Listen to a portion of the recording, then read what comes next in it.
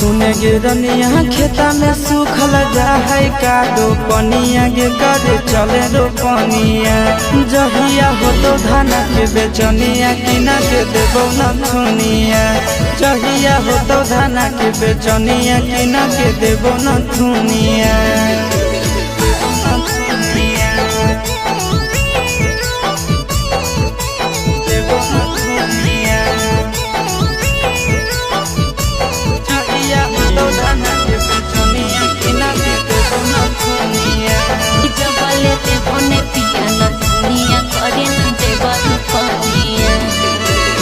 बड़की गोतनिया करे बैठी के आराम हो